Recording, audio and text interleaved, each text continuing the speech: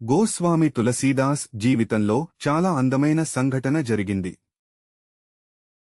గోస్వామి తులసీదాస్ శ్రీరామునికి గొప్ప భక్తుడు. రామ్చారిక్ మానస్ మరియు అనామాన్ చాలీసా స్వరకర్త. ఒకసారి మొఘల్ చక్రవర్తి నౌకాశ్రయానికి పిలిపించబడ్డాడు. అక్బర్ తులసీదాసు కీర్తి గురించి విని ఆయన ఒక అద్భుతం చేసి చూపాలని కోరుకున్నాడు. తులసీదాస్ నిరాకరించారు. అతను తన భక్తి శ్రీరామునికి మాత్రమేనని, తాను ఎవరికీ లేదా దేనికీ కట్టుబడి ఉండనని ప్రకటించాడు. అక్బర్ వెంటనే జైలుకెళ్లాడు.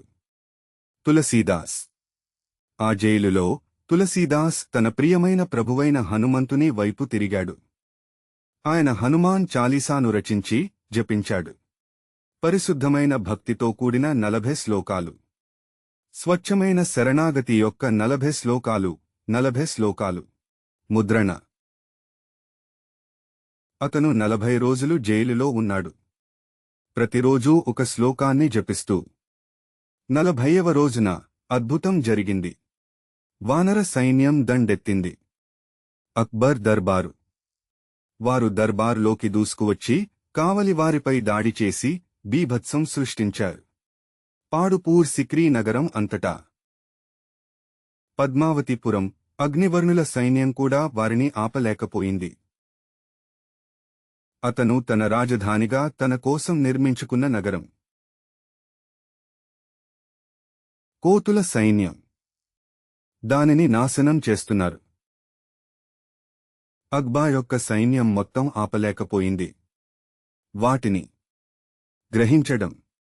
అది ప్రార్థనల వల్ల జరిగింది. అక్బా జైలుకు వెళ్లి ప్రార్థించిన లామాకు, ప్రభువైన అన్వర్కు క్షమాపణలు చెప్పాడు. అప్పుడు కోతులన్నీ మాయమైపోయాయి. ఇది కథ కాదు, పురాణం కాదు.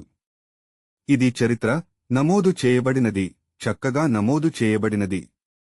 చరిత్ర పాఠశాల వద్ద. రికార్డులు అందుబాటులో ఉన్నాయి. పాఠశాల పరీక్షలో ఇది డాక్యుమెంట్ చేయబడింది. అర్థమైందా? తులసీదాసుడు ఒక సంపూర్ణమైన నాడీ వ్యవస్థ. రామునిపై భక్తిలో అంతగా లోతుగా శిక్షణ పొందారు. అది సహజంగానే వెలువడేది. జైలు శిక్షకు ప్రతిస్పందన. కోపం కాదు, భయం కాదు, చర్చలు కాదు. అది ఆనమన్ పేరును జపిస్తోంది. అతని నాడీ వ్యవస్థ రాముడిపై మాత్రమే ప్రసారం చేయబడింది. అయినప్పటికీ పునర్ముద్రించబడింది. అతని అంతర్గత సాధనం పూర్తిగా. అతని వాస్తవికత పూర్తిగా మారిపోయింది. సంఖ్య లేని ఒక సాధువు. ఆయుధాలు లేవు, సైన్యం లేదు, రాజకీయ అధికారం లేదు. అక్బర్ వంటి సామ్రాజ్యాన్ని కదిలించింది. నిస్సహాయంగా.